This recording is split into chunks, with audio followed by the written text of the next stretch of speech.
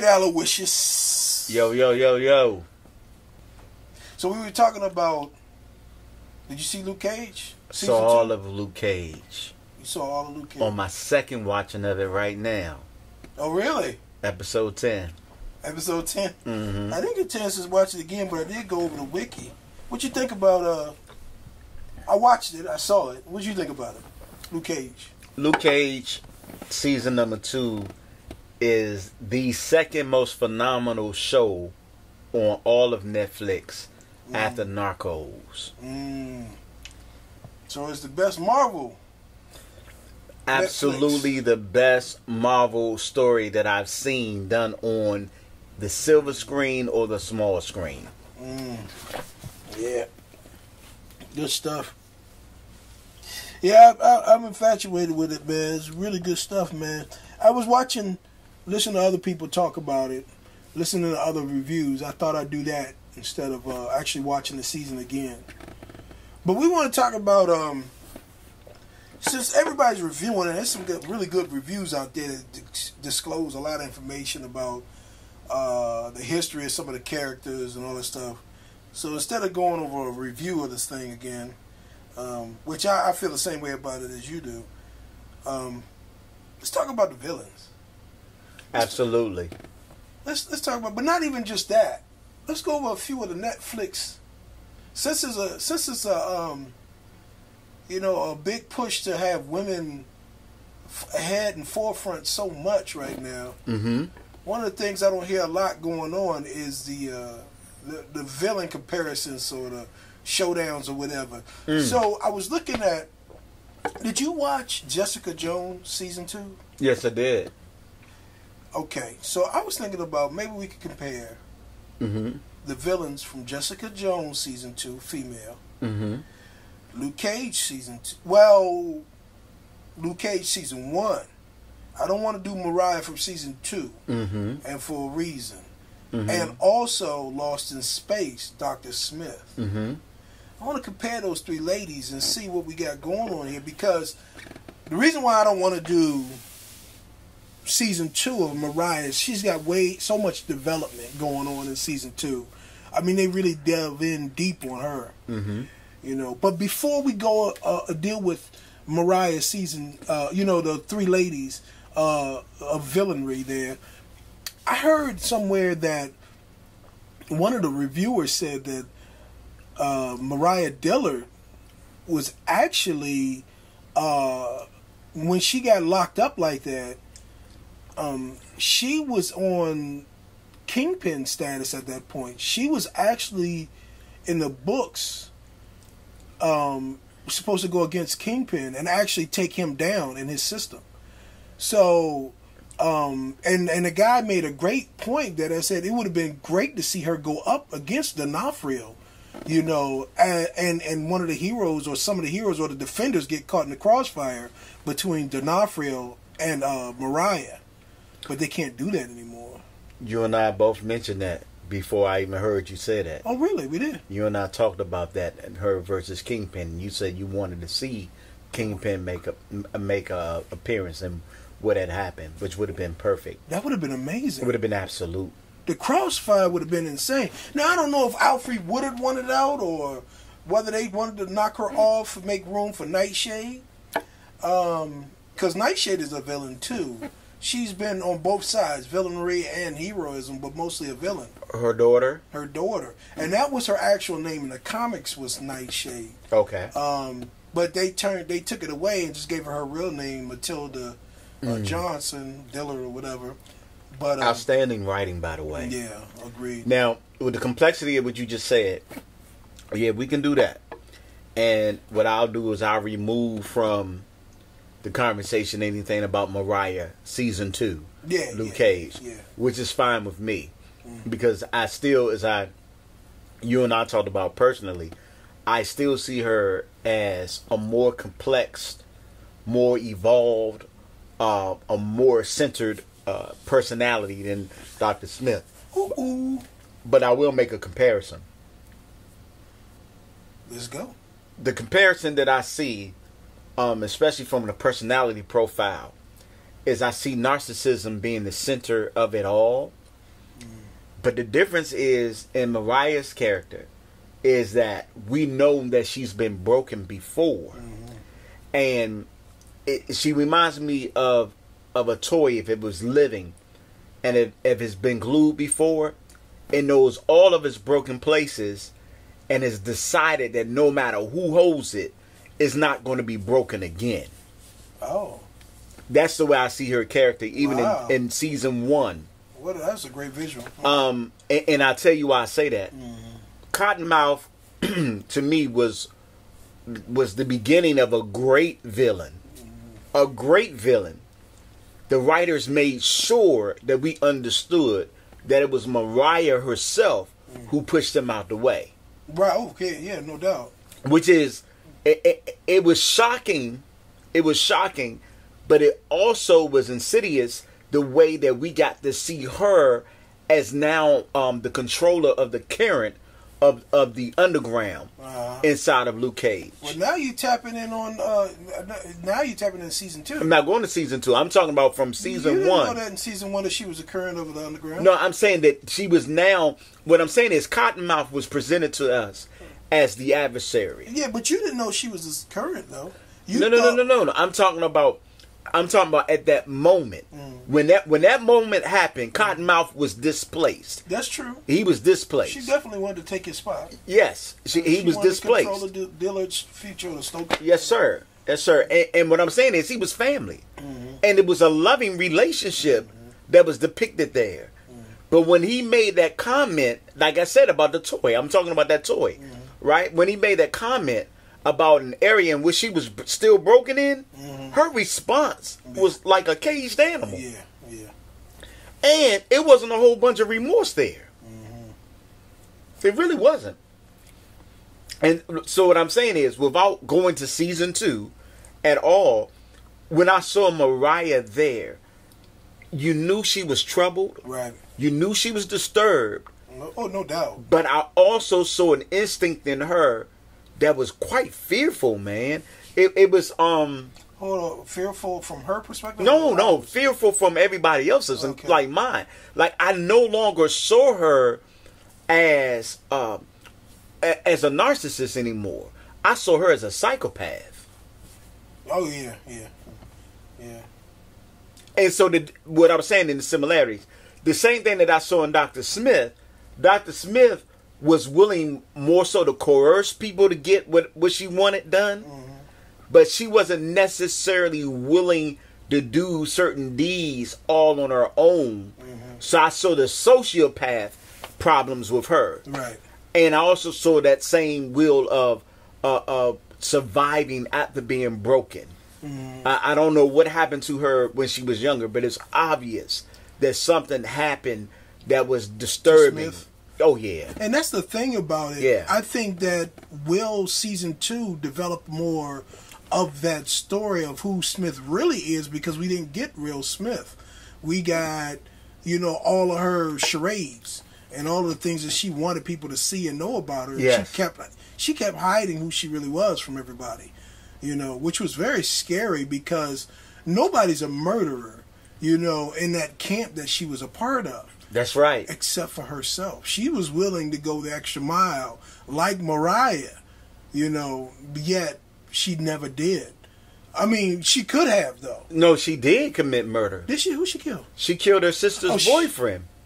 She sure did. Yeah. And she killed Dr. Smith. Well, left him for dead. Well, she left him for dead. But she did. But the sister's boyfriend would happen. Yeah, that's right. She did. What happened? The only reason why that happened is because when he recognized her and he didn't accept her terms, she immediately flipped. Yeah, she did.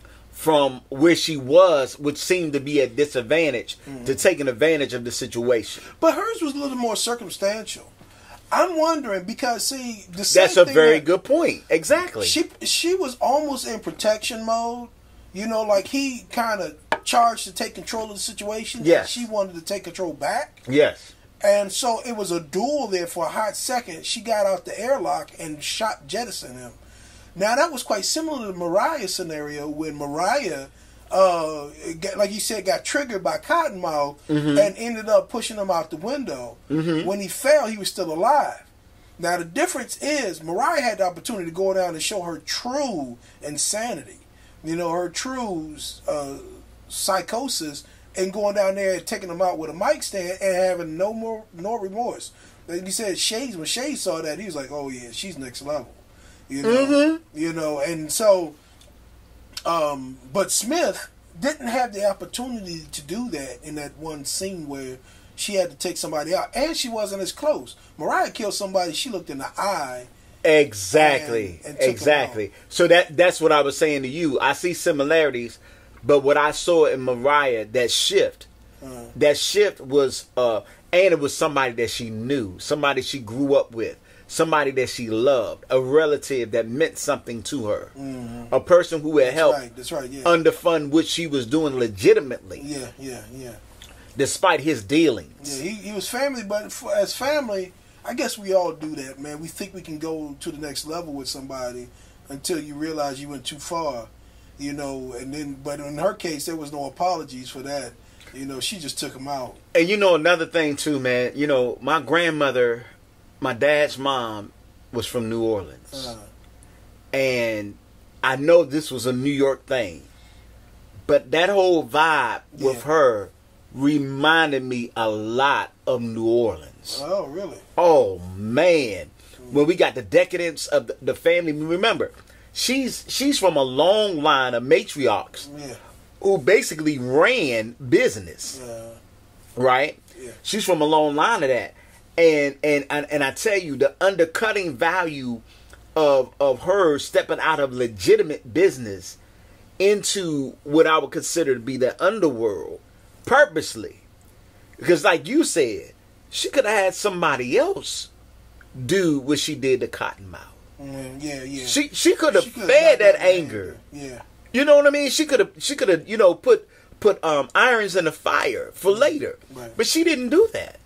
She took the matter in her own hands. Yeah, that's right. Dr. Smith, then let me say this about Dr. Smith. And then this is the difference. It's funny, here's the difference that I see. Mariah unveiled herself in the Cottonmouth moment.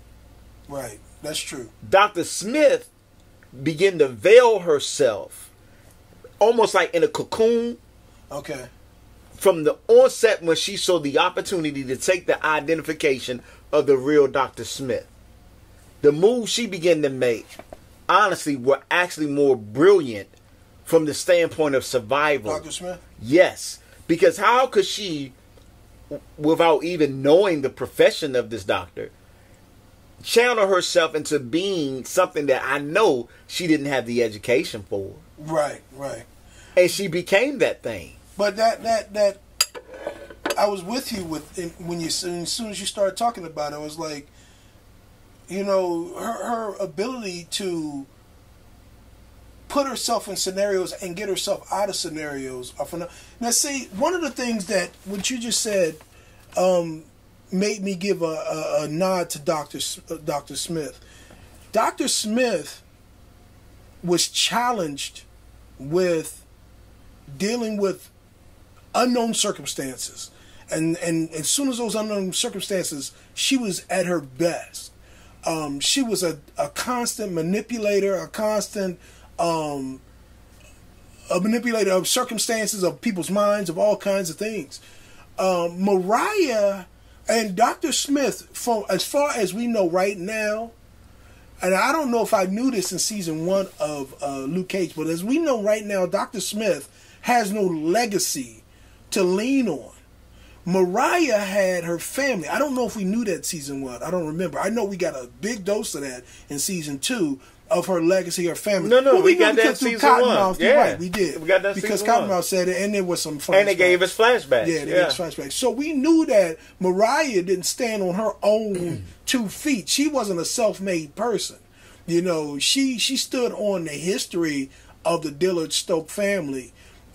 As to where Dr. Smith had no history whatsoever that we know of. And even if she does, this whole circumstances that she was in put her in a position to where she had to survive on her own. There was only one scenario where Mariah survived on her own and without the family legacy, and that season 2, we can't even talk about that. That was a prison scene, you know, that I can remember, where she survived on her own, and but she still had old money to work with on that. The thing with Dr. Smith is the inceptions of both of the characters are inverted. And this is what I mean. We meet Dr. Smith at the home of her sister, right? We meet her at the home where she's been offered to take her sister's place.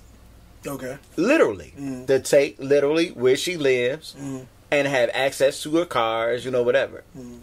She decides that no, she's going to take her sister's place. Not just physically where she lives, right, but physically how she lives. Right, exactly. The moment that we meet her, she's a chameleon. Automatically morphing into things immediately. That's how we meet her. She's not, we don't know the real her, to be honest. Well, she probably doesn't know the real her either. We don't know the real her. And we don't know she her immediately becomes her sister. I want you to think about this for a moment. She meets with the boyfriend and then tries to bargain with him before she absolutely has to kill him. Right. Okay?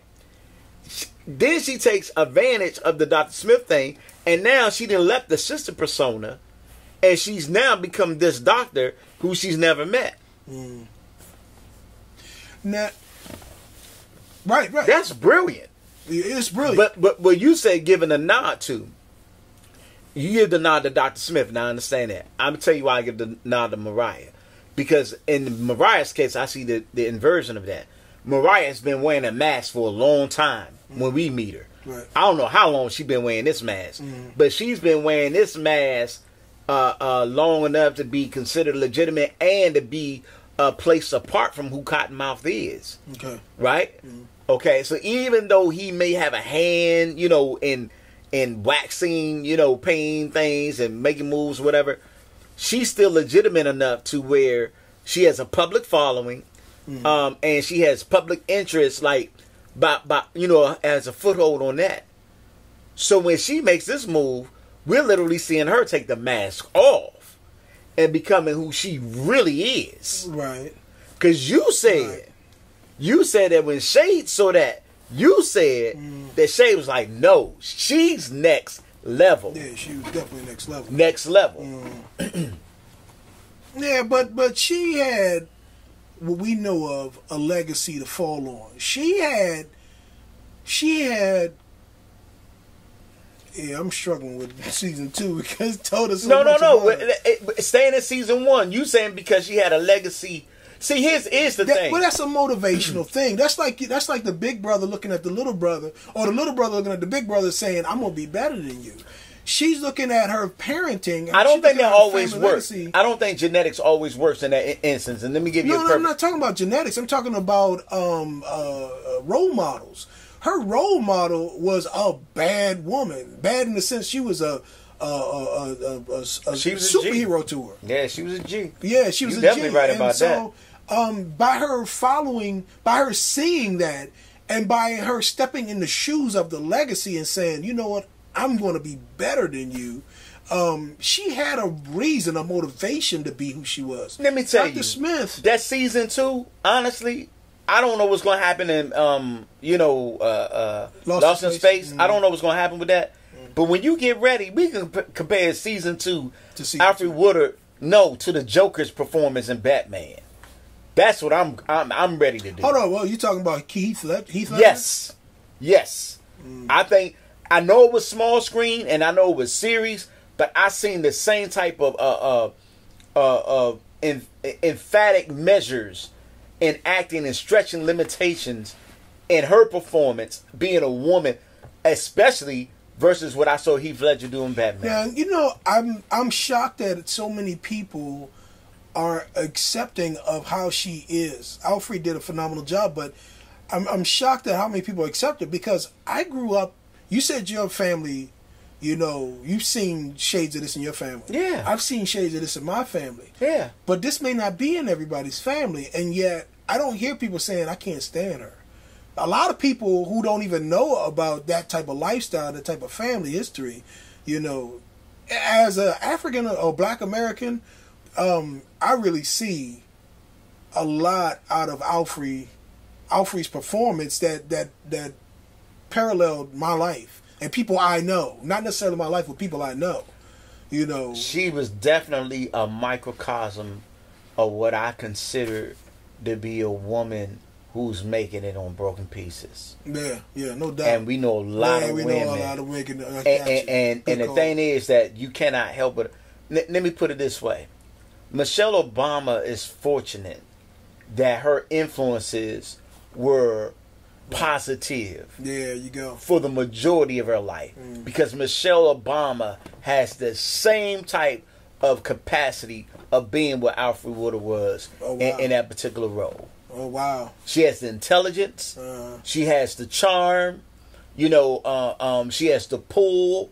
The whole nine. She was educated enough to even justify some of the things if she would have wanted to, if that would have been her motivation. I believe that you and I, we talked about this before, man, which people don't understand, and I do have to give props. There is nothing on this earth like a black woman. There's nothing on this earth like a black woman. You can't find the type of strength and character in anybody else's background like you can with a black woman. I'm talking about to go through everything that she has to go through in order to get to where she has to get to and maintain. And you can't, you know the pieces are broken, but you can't even see the glue. That's right. I mean, it's phenomenal. But yeah, you can't see the glue because they don't show it to everybody. You know, but it comes out in strange ways, and just like Mariah did, it really does. It comes out in some really strange ways. It really does. It does. When you get intimate with them, you start really saying, "Oh, wow, you got issues." You know, but strength beyond. Yeah. The thing is, I'm glad that you said that people didn't dislike her. Yeah, I'm glad that you said it because honestly, it goes back to something you said about the Punisher, and I thought about this because I was excited to talk about this. So I gave a lot of thought into this. Something you said about the Punisher, it always has stood out to me, right? Right. And you saying how Frank Castle, as a human being with that solution of killing, the measure of killing, how it shouldn't just be, you know, retribution or using vengeance in all of these categories. You made it real clear that, and you was like, there's some threats that there is nothing else that you can do, blah blah blah blah. Only in extreme circumstances. That's what you're talking about. And I thought about this, I said, man, I understood what you were saying because with what I learned from the Alfred Woodard, from Mariah Dillard, Stokes, but Mariah Dillard. What I learned from Mariah Dillard.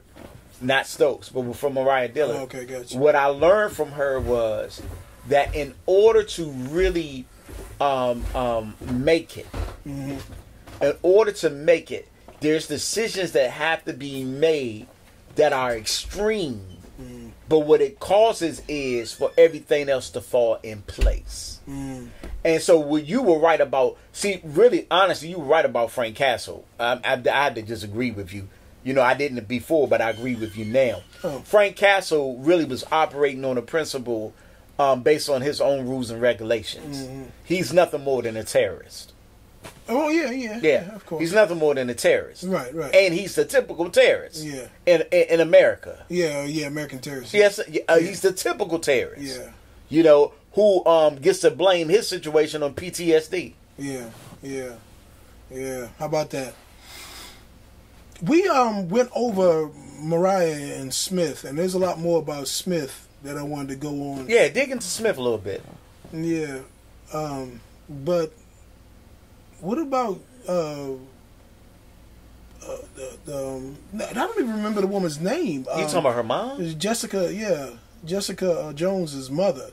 I just remember her as her mom. I really don't remember her name. Her mom. I guess it was Mrs. She wouldn't even be a Jones because she was Jessica's last name. You think she belongs in this conversation? Well, that's the whole thing. That's the whole analysis of women in Marvel's in this game. I mean, honestly, I saw Jessica's mom, honestly, as a zombie, as a bizarro character. I didn't see her as anybody with a plan. I didn't see her as anybody with an agenda that made sense. It honestly, it was just like watching a zombie trying to reclaim her life. Yeah. That's basically what I saw. And if what I saw is the real enemy in Jessica Jones. The second season was Jessica Jones. She was the enemy of who? Of herself. Oh. I noticed that what they did with Kilgrave, the first season was they got a power that she could not fight with physically. Right. Awesome. Yeah. That was number one. Number two, they got a power the next time around that she couldn't fight with physically because she wasn't stronger than her mom, but also because that was her mother. Right? And so what we see is Jessica trying to reclaim that what she believes she has lost. Even though it's been a lost piece of her for a very long time. That's right. Right? Right. But it was actually lost even before it wasn't lost. That makes sense? We mean it was lost before it wasn't lost. There are instances where people lose people in their lives. And in their minds, they make those people a different type of person than they were while they were living. Okay. And so they tend to miss them for what they believe they're missing out on because of their position in their life, as opposed to what really happened. Man, you lost me. Not a problem. I can show you exactly what I'm talking about. There are women who are crying about their dads leaving. Okay. But the whole time while their dads were there, the dads were never instrumental in their life. You know what I mean? In any kind of way. But now that their dad is gone, they're like, oh, my dad was the first person that loved me. And they're showing pictures of them when they were one. Right. But during the teenage years, there's no involvement. There's, you know what I mean? So it's almost like with Jessica. But that's that what if scenario. It is a what if, and it's an excellent what if. Yeah. When her mom, and that's the whole point of that whole series, was to show the what if. What if I did have a relationship with my mother? That's excellent. This life that she was given wasn't fair. And the comparisons between villains, man, in this scenario, this all a struggle. It was all internal struggle for each one of these villains. It's just that it was an outside external struggle. It was a struggle for Mariah to take control over her family's legacy and stay prominent. And keep it what it was. This is my territory. This is my home. It was a struggle for Smith to survive. Smith wanted to survive and wanted to put herself in a position where she could thrive. But never could find a place to do it and kept fumbling through the whole thing. But see, hold up. But this is my disagreement with you, though. But in the last one is that it was a struggle for identity for the mother to reclaim an identity that was stolen from her in that accident. Her identity was taken from her, and then she was on her deathbed. This man gave her something, and she's like, I want a life, but I can't have a life, but I want a life. And so the struggle was for her to try to reclaim that. It was all an internal struggle. That's good. And a lot of people didn't respect the internal struggle from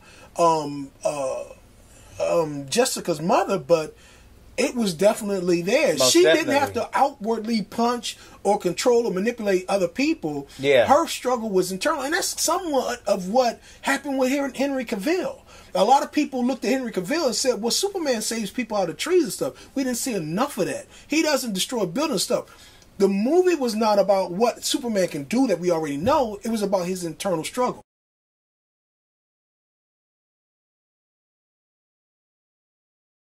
Projection of what they believe Superman should be. But if anybody had that power, anybody had that strength, anybody had that authority, your number one challenge would be yourself. That's right. And that's the same problem that Jones's mother had. Was her number one problem was herself. But remember I said zombie though, right? Yeah. And the reason why I say zombie, because look at the decision she made at the last part of the season. Of the show. Look at the decision she made when she could not have the reality of what she wanted. What did she do? What did she do? She pulled Jessica and she jumped out the window backwards. What happened? I don't remember. Remind me of that scene. She bust her head wide open on the sidewalk. Jessica Mothers did that? Yeah. Okay, I need to watch that again. When did that happen? At the end, remember when they went to the hospital room? And they had the guns on her. Right? Right. And she didn't pull Jessica, she pulled the detective. Okay. Yeah, she pulled the detective. Okay, so what's your point of that? My point is that, to me, she didn't operate, like I said, with an agenda. She operated like a zombie. Yeah, she had like Solomon Grundy type tendency in the way that she was dealing with things. Yeah, I want to be close to my daughter. You know, had this fantasy of them driving all over the land in an RV and that type thing. But the reality was, no, you're a fugitive from the law for the people that you didn't get. Yeah, that's true, and so was everybody else. But especially if Smith was discovered as who she was, she would have been a fugitive too, and she might well be in season 2. But the thing is, I don't agree with that though. I don't see her as a zombie though. I see her as reclaiming. It's a little different. Zombies are almost automatons. They just act. It was taken from me. Now you giving me life. This is the pieces that I have to work with. Another broken woman. She first had to let Jessica go, but she never wanted to. I thought it was magnificent that she was there, but not there. You know, for Jessica in her life. The best thing for you to do is let Jessica have a life. Seems though you cannot provide that life. You can't control yourself. That was so hard for her as a person to internalize what she had to do, to go through this scenario where I want to be with my daughter. I've lost everything. The one thing that it shows me who I was or my legacy, I can't touch. I can't have anything to deal with. That's good. That's good how you put it. That's even better than how it came across, to be honest. That's how it came across to me. No, that's how you saw it. And I'm going to back up and show you why I see it still a little bit differently. That's a good purview. I can even get with what you're saying, because that is true, that a lot of that element existed. But here's my problem. Whenever you go to do anything the right way, it costs you something. So how does this relate to Jones's mother? Because here's the problem. Jessica Jones' life and her family was already messed up. We already knew that by watching season 1. How was it already messed up? Because she talked about how her family, how her dad and her mom, they argue, how there was no really passion in her family, the whole nine. She had survivor's guilt from the moment that accident happened, and she survived. And she thought she was the only person in her family that survived. Now, her mom did survive. You're right. But what her mom did not do was fight for the right thing. If you were going to let her go because that was the right thing to do, then you should have let her go for all time. That's what you should have done. Even though it might have seemed like misery or whatever. No, she didn't. No, she did not. But she didn't want to. Why do you say that? Because she didn't want to let Jessica go. What I'm saying is that because her mother lost absolutely everything. Why let your her mom lost everything, but so did Jessica. Yeah, but you know, you got that dual issue. If you were already broken and you lost everything, the one last little piece, that's your child, man. That's your legacy. That's your what do you call it? If you immortality there, you know, having to just let it go. When you lost, I would agree with you, but her mom lost me when she smashed that dude's head up against the brick. Why is that? Why is that? Jessica's boyfriend? Yes. She killed the dude because the dude was a horrible person for Jessica. He was putting her in the worst case. He's trying to turn her into a cage fighter. He might have been the worst, but what I'm saying is, no great mother makes that type of decision for her child in that case like that. What are you talking about? That's not what you do. What are you talking about? You inform your daughter. You give her the information. Absolutely not. You kill? No. But you're forgetting this woman is enhanced and she's deranged. She's deranged because she's enhanced. She don't have no control. That's what I mean by zombie. No, she can act on impulses. Okay, she can.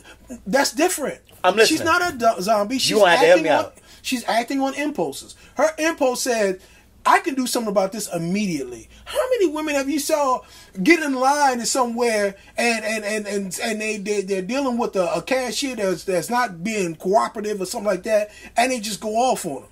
How many times have you seen a woman react to things immediately opposed to thinking them out and waiting and planning and stuff?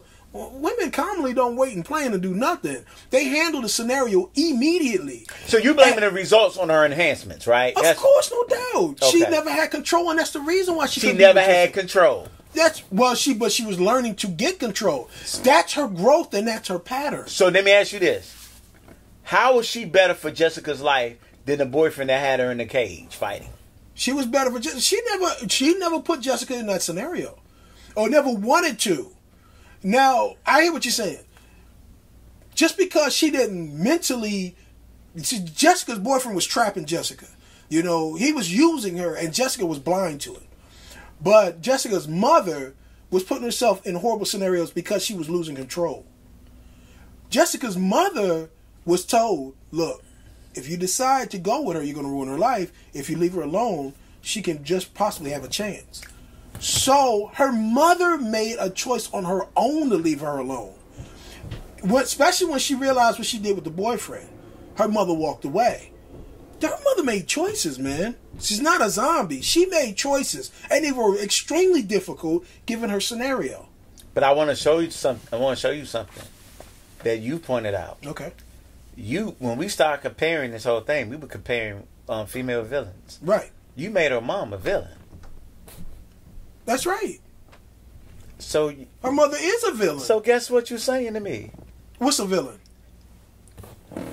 The villain is the person for why the protagonist exists. Right. Yeah. Okay. So what you saying to me is you agreeing with me ultimately because you made it clear. You said that she's a villain. This is your depiction. Right. You saw her as the villain. Right. And I told you I didn't see her as the villain. Right. But you said you saw her as the villain. You said the bigger villain is Jessica Jones herself. Yes, sir. Herself. But, okay, I'm defining, and I'm going to struggle through a definition, but I'm No, you're not struggling at all. I'm pointing out what you... No, you're very brilliant. That you don't have to readjust it. What I'm saying is... I'm saying for the people. What I'm saying to you is, at the beginning, you compared all three of these women as the major villains for all three of these stories. Right. That's what you said. I sure did. So guess what? Ultimately, you see her mom the same way that I see her mother. The villain to me is exactly what you said. It's somebody, it's the same definition in evil for me. It's somebody who, if you're going on a straight and a good path, a path that's for you, say you want to go from A to B, you want to go from here to 2 miles down the road. The villain is somebody who's going to step in your path and knock your groove, whether intentionally or not intentionally. Okay, this it's is somebody good. who knocks you off your path. This is good. Go ahead. In the direction you're trying to go. So the protagonist is the person who's going on a path, a journey. The villain is somebody who interrupts that journey. That's simply what a villain is to me. Somebody who not necessarily is going there and with the twirling mustache thing saying, I'm going to get you. No, the villain can come in so many different shapes and sizes. And her mother, I agree, her mother put her in scenarios that weren't as good for her as a boyfriend. But her mother had passions and desires. The same way Kilgrave had, the same way Zod had. They just don't align with the protagonist. Okay, I love your definition. Can I get mine? Please. Same situation. See, I see the villain as being the reason why. We good. Go ahead. I see the villain as being the reason why the protagonist exists. No matter where the villain appears or the antagonist appears in the story of the protagonist, no matter where the antagonist appears, that is the purpose or the reason why the protagonist not only exists, but it adds to the whole legacy of the story that the protagonist is about to have. Wow. In other words, you can't become who you need to become until you have that moment or moments with your antagonist. Jessica Jones was surviving. Right. No, she did not have everything in perfection. Right. That's absolutely true. It got even worse for her. It got worse for her because of her mother's selfish decisions. Well, no. It was still bad because Tish Mom was the worst thing ever. You know, with the drugs for Tish and, you know, the type of life that she put Tish through, it was supposed to be a better life, but it was a horrible life. We can't forget the fact that Jessica Jones was supposed to, this will be better for her because she's with a celebrity mom and all that stuff, but yet it was just as bad as it was before she got in that. So she went from a bad family to another bad family just to be reclaimed by her mother who couldn't get her mind together. Well, we disagree again because here's the problem. Wow. Here's the problem. Man, we could do this for a minute. Yeah, man. We can do this for I'm saying here's the problem. Yeah, man. One thing about Jessica Jones is she grew up with Tish. Right. She got to witness her adopted mom from the core. Right. She knew exactly who she was. She child. had no misgivings of who that lady was. By the time we get to see the story, she is absolutely clear on who that lady is. That's and right. she stays clear of that lady unless it's absolutely necessary to be a part of her life. True. That's true. She stays clear. She knows exactly. Actually, she becomes a protector of Tish. She becomes a protector of Tish. She knows exactly what she's dealing with, to what level she's dealing with it, the whole nine. There's no mystery involved in that. Okay. But her mom comes and she presents what? Mystery. What could have been. That's what you said, right? Yeah, okay. Okay. But what I'm saying is, from the standpoint of not having yourself together, it's just like a parent. You've seen this story before, and we'll flip it a different way. It's a parent that gives her child up because she loves drugs, right? She goes into rehab, she falls off the wagon, going to rehab, falls off the wagon. She finally gets to a point where she can work, and she can have an apartment, the whole nine. And now she wants to go back and interrupt that child's life, who's now 12. You didn't get that child up at birth. Yeah. Now you want to go and interrupt that child's life because now you want to have something that's yours, right? That's my whole point. What's your point? My point is, if you give something up because you love it, okay, or you love that person, you give it up. Your whole point is not to go reclaim it when you feel that you got the need for it. That's my point. So you're not arguing now. You're not saying that this is about it's an ethical thing you're going off of, and it goes against your ethics. So what you're saying to me is that as a villain, I don't agree with her decisions. So now she's not a good character. You know, in the case of all of these women, none of them make great decisions. They're all doing horrible things, and they're making horrible decisions. And in this case, it makes her arguably a great character because you just gave a great scenario. Probably the best scenario you could possibly give to describe this type of woman is a drug-induced woman. I've seen so many men and girls. Me too. You know more than I do. Yes. All of these kids out here who have these drug parents who try to get back in their life, especially if the kid starts doing well. Yes. You know, and they don't belong there. That is exactly who that woman is, and she has a place in the pantheon of villains because that's exactly, she's doing exactly what a villain should do, and she's a truthism in life. She's for real. Let me ask you this. And it's good. Just like Dr. Smith exists in real life. Dr. Smith, Mariah, in real life. And so does Jessica's mom. Jessica's mom. Who we can't even remember her name. That says a lot too, by the way. Not really. Yes, it does. Remember Kilgrave? But the name. Okay. And that was... Well, remember Kilgrave. Well, Kilgrave came after. That was this year. Jessica was this year? Yeah, Jessica's mom was this year. That says a lot. That says a lot.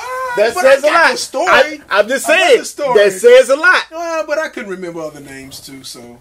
That says a lot. I don't remember Dr. Smith's name. But that's what I'm saying to you. I know Dr. Smith from the past. No. What I'm saying to you, that's what makes it so great. Watched Mariah. That's not fair. No. I would not remember what I'm saying, Mariah. That's what makes Dr. Smith so great. Because she did exactly what I'm talking about. She wrapped herself up in it so deep that you forgot in the middle of the show that she stole this persona. She done made this whole thing up. I never forgot that. I just never committed her name to memory. I don't mean you specifically, sir. I mean as a viewer when you're watching this. I never forgot that. Once it was revealed that she did that. I bet you if you ask or you poll people from the real, when they looked at her, they saw her as Dr. Smith. They might have saw her as evil, but they saw her as Dr. Smith. Never. Once they revealed that she stole that identity, I was like, you're never. But that's because you're a different person. And no. And the whole thing is you're watching her and you're saying, oh my goodness, when are they going to discover who she is? Especially when that guy got close to discovering her, got the suitcase, the briefcase, and saw her identity, but then lost it. Yeah. I was like, man, when are you going to tell people who this chick is? Well, you know, it's funny that you say that because on the blacklist, Reddington is not who he say he was. That's not the real Reddington. But that's who they done built it. Oh yeah, that's who they built it up to be. What I'm saying is, the way the writer did this is it kind of gives me the same effect. I know that's not the real Dr. Smith. I know that, but that's not what I mean.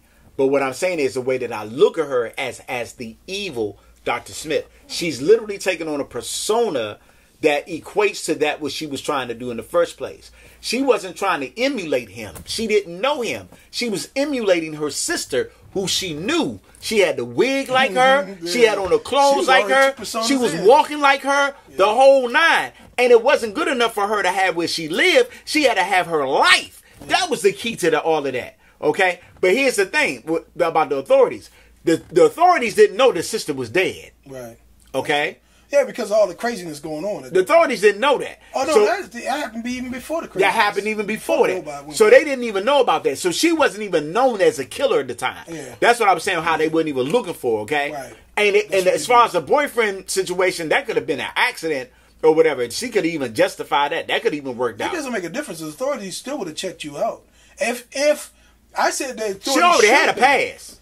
What are you talking about? Because you remember when, at the beginning, she's there with the ship's captain, the black guy. Okay. And he said, here's the thing. He said two things. Justice is not here. And justice is not here. In other words, I'm going to determine what your fate is. Right. And without knowing the rest of her story, backstory, whatever, I'm looking forward to season 2, thanks to you. But not knowing the rest of her backstory, that right there was a threat to her that for real, that she was not willing to abide. That boy, and if she would have had to, she would have killed him too. Yeah, she sure. If she could have. Man, and he better be glad that whatever explosion or whatever accident happened, because he was on his way out of that joke. I would like to see more of her manipulation. One thing I would give Mariah is, I think I can give Mariah. Nah, that's more of a season 2.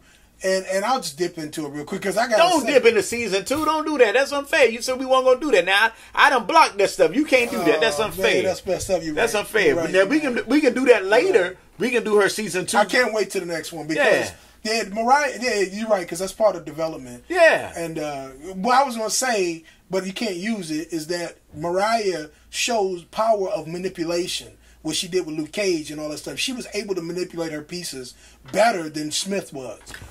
But that's not true. Now that I say that, it's not true. She screwed that black woman up. She screwed that black woman up. She was already screwed up.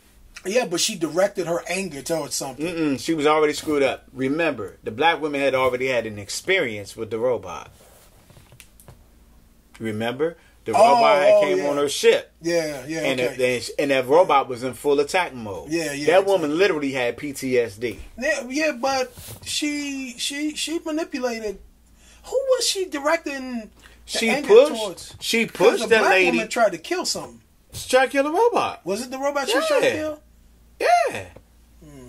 But the thing is, she did. Now, don't get me wrong. She did push the buttons. Don't get me wrong. She did do that. Yeah. And she did do that to a little boy, and I'm not impressed. Yeah, I don't count that. Yeah, I'm not impressed. Yeah, I'm not impressed with that at all. No, but I'm talking about. But she pushed that little boy to levels that I'm not talking about the stuff that we know of. I'm talking about the robot jumping off the cliff. Yeah, having them. Yeah. That. Then you talking about the personification of evil? Yeah. Dr. Smith is the personification of evil. Oh, you think she's more evil than Mariah? That's what I just said. She's insidious. Like I told you with Mariah, I saw survival, right? Okay. But with Dr. Smith, it was a part of her cultivation as a character right from the very beginning. She automatically robbed herself into being something that she was not. And that's the whole thing about this. She didn't kill her sister because she had to. Her sister offered her something, and she killed her sister anyway. Well, you're right. But it's a play on different psychosis with these three. That's what I said. One was a psychopath, one was a sociopath. And what do you call the other one? Jones' mother. Jones' mama is what you called it. You hit it absolutely better than I did. A drug-infested junkie who wanted what she wanted. That was a perfect example of that. You keep debating that, man, as if that's a horrible thing. I guess a lot of people... It is a horrible thing. It's a horrible thing, but as if it's not a character, it can't be a character trait. Obviously, it's not well received. Dude. Because people didn't like it at all. Let me tell you something. But I thought hell no, I wasn't likable. It wasn't like, let me tell you how bad this was. Let me tell you how bad it was. Yo, a junkie killed a junkie in this show. Yeah. And nobody wants to deal with this. Because had you had mixed... Put this up. Had you had mixed this up and you made the characters a different color, all right, that went off really bad. This was worse than anything that I ever seen on The Wire. Oh, my God. Trish decided that she was going to kill Jessica's mama so that she could have Jessica back to herself as her protector. And Jessica didn't need protection. Jessica didn't deserve a mama. Trish made that decision up. Trish was worse than the Punisher ever was. Because there was no threat in sight. They were enjoying a ride together. See, this reminds me of the Lex Luthor thing of BVS, where people absolutely couldn't stand Lex Luthor. But the whole story played itself out the way it should have. You know, Lex Luthor's manipulation and control by this sniveling weakling of a person. They didn't understand it. They didn't understand it. But I feel the same thing about Jessica Jones' mother. And the thing you just said about Trish, the junkie versus the junkie. Yes. You know, in two different aspects of a junkie. Yes. I thought I really liked that. Jessica Jones' mother did not put herself in this position. She was given this aspect of being a junkie. And part of her survival. And she's trying to cope with it. I respect that people don't like it. All right? But to me, it's a truthism. It's part of life. It's something that happens all the time. This story unfolded in a way that dynamic play. I hated the fact that she shot her. Even worse, I hated the fact that Jessica Jones didn't put her fist through her face. You know, I thought she should have, at that point, took Trish out. I understand why she did. But the setup for that... And I want to hear why your explanation, but the setup for that happened in the beginning of the story. Why she did not is because, like the woman said, you're a murderer. She just killed that whole thing. I'm not a gun for hire. I'm not a murderer. I don't kill because you hired me to kill. That's not what I do. I'm not a murderer. And she's struggling with this identity now. Well, I saw you kill Kilgrave, or I saw you kill this. No, that's a different circumstance. You don't understand the circumstances. So they set up in the beginning that I'm not a murderer. So at the very end, she doesn't kill Trish because she's not a murderer. That's not why she didn't kill Trish. But why? Because Trish was the only person that she literally knew of that she had an unconditional love for. That's true too. That's just the bottom line. That's true too. And she, even though Trish did the wrong thing, she didn't look at her as having the wrong motivation for why she did it. Even though it was wrong, and she knew it was wrong, she totally disagreed with it the whole nine. She understood her motivation, and she was broken by her action. Right. She was saddened by it, but she was not angry to the point where she was overwhelmed. But that's the part what I don't like about, what people didn't like about the Kilgrave situation with Jessica. What's that? You go back and you look at that story. You look. It's funny how they telling street stories in Jessica Jones more so than anybody else. Luke Cage get the facade like they telling street stories. Right. But Jessica Jones, they telling street stories. Yeah. I mean, real street stories. I agree. If you want to know how a pimp and a prostitute work, Kilgrave and Jessica Jones is the perfect example of how that works. That mind control is real. It is real. No joke. And that is literally how it works in the street. No, he can't match her strength for strength. He dressed like a pimp. He acted like a pimp. And he put that game on other people. Mind control is something that we don't talk about to that level. I'm trying to tell you. Good call. So what she had to do in order to get from under that, she had to do the only thing by street code that you can do to get away from a pimp. What about and same thing, and her mother got pimped out too by the doctor. They both were suffering from the same situations. To the point where her mother was made to believe that she loved a dude that didn't love her. See what I'm saying? That's an intense story, man. I'm not saying that I didn't see all of that. The power of that woman. The power of that woman. He had her mind, but her body was. Come on, man. But see, here's the problem, though. Here's the problem, and I will give you a bunch of credit for that. That's good. But when I compare Mariah's actions, right, and Smith's actions, in the differences that I see with Jessica Jones' mom, right? The thing that I would say about those women is that they were driven by something greater that had to do with them personally, but they were detached. You think Smith was driven by something greater? That was detached, yes. Okay.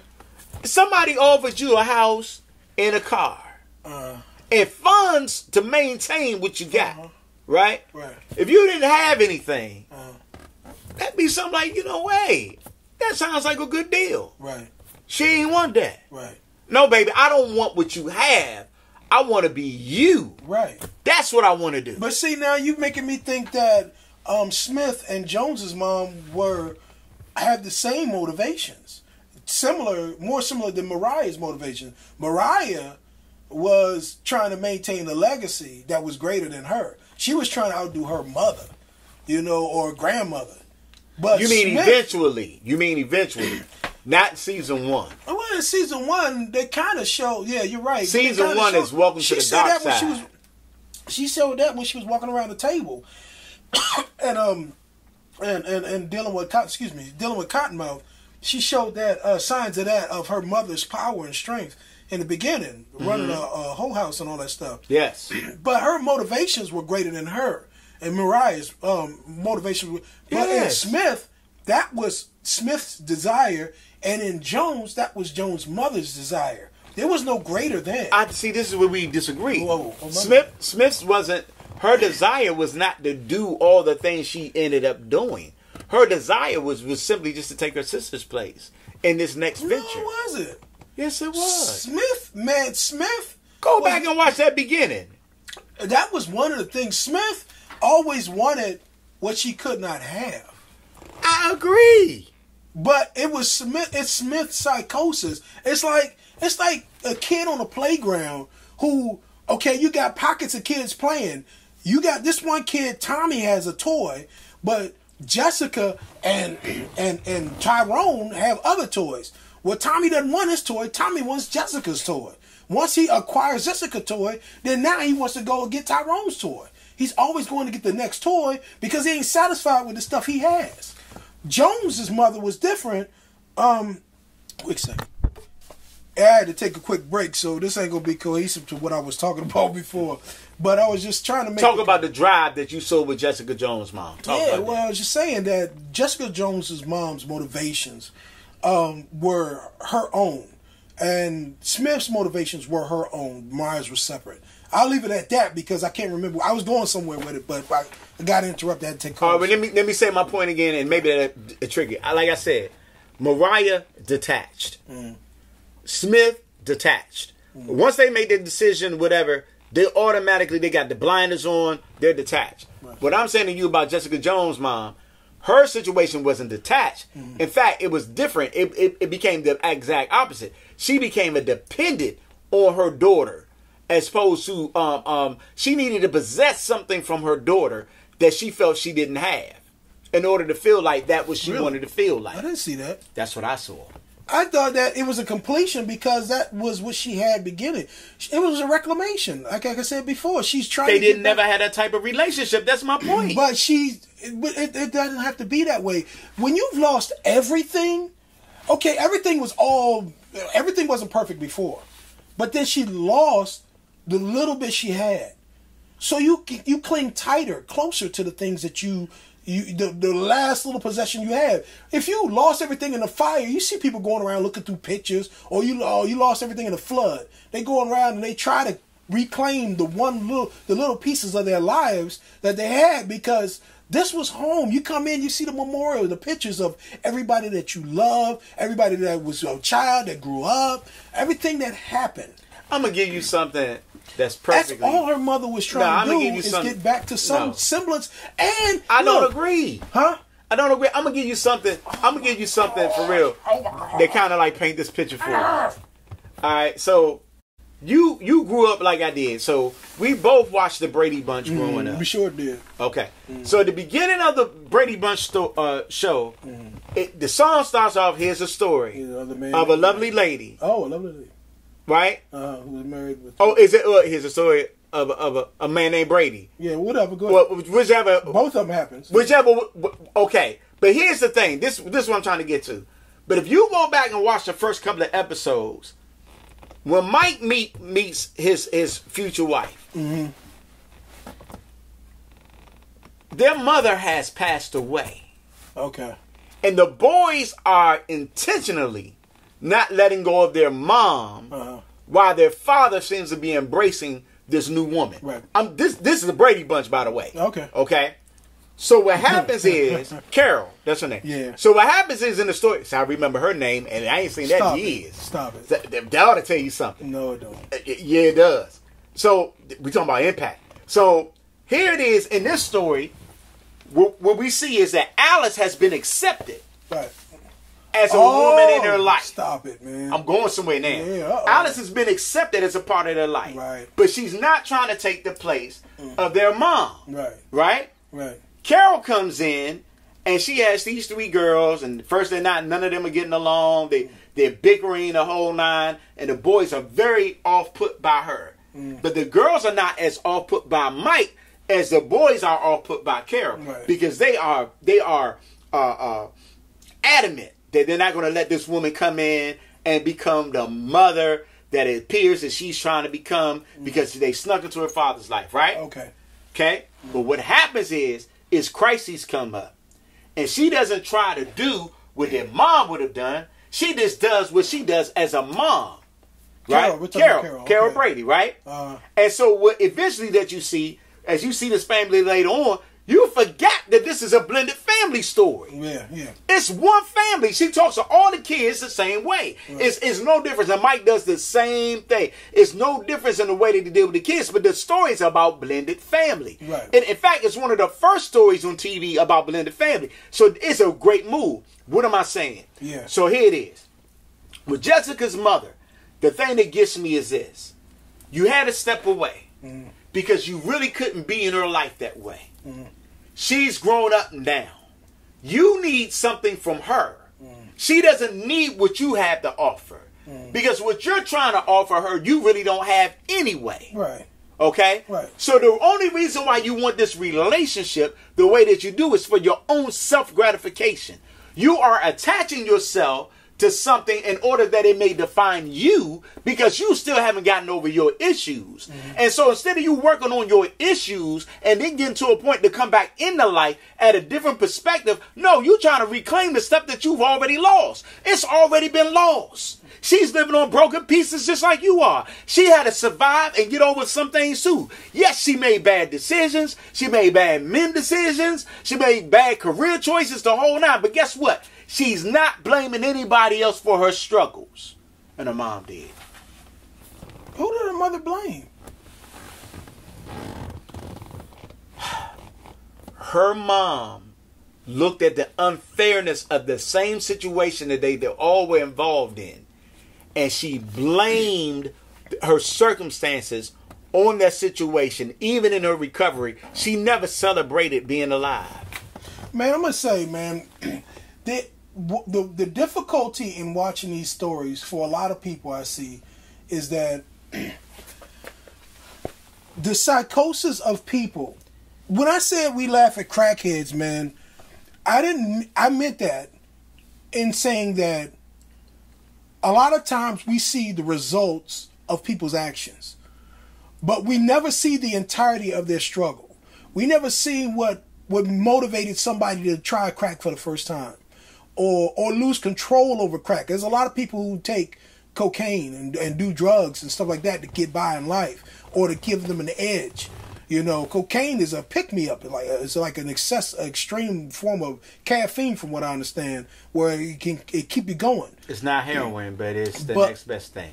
And so people use these things, and then they lose control of themselves, and life gives them too many things to deal with, and they can't get by. So you see the result of what we've been saying this whole time, which you aptly called a broken person. You see this broken person, and these shards and pieces of this broken person is shown up into this last vestige of what we call a crackhead. And a crackhead, when you see them doing these crackish things, as we call it, it's hilarious. Why did a crackhead asking for money with the crusty mouth and the sagging breast and the dirty clothes? Yeah. You know, if you're just seeing it like a child's eyes for the first time and they're shaking and shivering and walking a certain way, trying to stay erect and all that stuff, you don't see it as them people trying to stay alive to the next fix, the thing that'll keep them motivated, the thing that gave them purpose. The new purpose is now the crack. It's no longer the life. It's just to get from crack moment to crack moment. These stories are so intense and so real. I agree with your perspective. Oh, I'm sorry. Go ahead. I'm sorry. I'm so sorry. Go ahead. So the whole point of this chick, Jones's mother, all of these broken pieces that we're not seeing at the same time, you know, the biggest problem that a lot of viewers are going to have with these multi-layered villains, these multi-layered people who affect the progress of the protagonist. The problem we see is that we can't see all the layers. We can't respect all the layers of these people. All of the problems that got this person to the point of having such a simplistic motivation, such a selfish motivation, but it's all that person had left. That person has two things left. Jones's mother has two things left. It's either try to have a life with this pimp, which she tried to do, but it's incomplete. Because it's not real love. Or add to it. Reclaim that life that you once had, that it was so basic, so almost non-existent. You still don't see the problem. I don't see it as a problem. You still don't see the problem. And I'm trying to tell you what the problem is. I said, it's just like a woman that gives up her child because of her habit, right? She gives up her child willingly, right? She walks away. Then she walks back in when the child is 12 years old. I see that there's a problem there. But I'm trying to help you Aloysius. out. I'm going deep, though. I see that. No. Let me explain to you, because you say I don't see a problem. No, I'm saying the problem. I see that she's destructive in Jones's life. I see that her motivation. You still don't see it. What is it? The thing is, you're trying to reclaim something that you cannot go back to. That's my whole point to you. That doesn't matter. It does matter. It does not matter. What you're not seeing is that she's actually, that is her, okay? I can't live your life. I've known you almost as long as a real life brother. But I don't know you. I know you, but I'm not you, okay? So, and we've been around for almost 50 years. You and I have known each other for 30 of it. Okay? Yep. So, even though I know you, I don't know you. I'm learning you. Every time I meet you, I learn something new about you. These conversations about these movies tell me something new about you. Then look at what you're saying right then and there. What am I saying? We've been around each other that long, right? Yes. And you say you learn something new about me all the time, right? We learn something new about each other all the time, right? Right. Okay. Now, what happens when you take a gap in the time period where you have no accountability, responsibility, you can't be called upon, you can't show up or nothing like that. But then when you show up, watch what I'm saying though. But when you show up, you want things to be like it was when you let it go in the first place. Right. That go to problem. That's what I'm telling you. I know that's a problem. No, that is the problem. That's what I'm trying to tell you. I know that is. She's grown as hell. She want to take Jessica on the Ferris wheel. That is the story. But that's what I'm trying to tell you. And see, that's another layer of the brokenness. She's trying to go back to the childhood. The childhood that she missed out on. They were already running. No. That was symbolic. Hold on. And they were running. And so they said, look, we cannot run anymore. They stopped and they said, let's have this one last time together. Okay, but hear me out. Hear me out. I'm glad that you're going there. I'm not trying to redirect your thoughts. Keep your thoughts. That's fine, because we don't have to share the same perspective. I'm not trying to change your perspective, but I just want you to see something. The whole purpose of that trip was to do what? Oh, yeah, they were trying to get back together. They were trying They were? What did Jessica want? Jessica Jones wanted a little bit of it, too. What did Jessica want? What you tell me then? No, I'm asking. I told you that. What did Jessica want? Jessica wanted her mother safe. Jessica wanted to keep her mother away from everybody, and she wanted to explore a possible relationship with her mother. I love what you said, and you're right on the point. You know what that is? That means she was living in the present. But what did the mother want? That's that. But do you see the layers? I'm with you. We're saying the same thing. We just disagree on the way that we are affected by it. What I'm saying to you is, Jessica wanted present day issues dealt with. Mom, I accept the fact that you were not there. I understood why you couldn't be there. Doesn't mean that you're not my mom. Well, I'm gonna tell you something. I agree with that. I'm gonna tell you something. I think that, like I said before, people don't understand the complexity and the layers of Jones's mother as a villain. I think that the depth of her sacrifices in multiple ways and her desires and the conflict with it, along with her being manipulated and enhanced, makes her a very dangerous person to be around. You take and substitute sexual power for physical ability. It's the same thing. And the power that this woman has, but the struggle that she had alone, there was nobody to talk to clear her mind. She was alone in the strength of her decisions and her convictions. And the man that was manipulating her was no help to her. He was partial help, but he was manipulative, and I think she realized a bit of it. And she bounced back and forth between maintaining him, her only rock at the time, and trying to establish a new platform that was an old platform. That was a difficult balancing act. All I'm saying is that the layers and the character that they built up in Jones, all of that stuff was missed. People want to see the Superman save people from trees, punch, kick, kick. That's all people want to see, and they're missing the whole point. But that's not a reality. I think her villain was magnificent, and like you said, the streets were alive. Don't want to peek.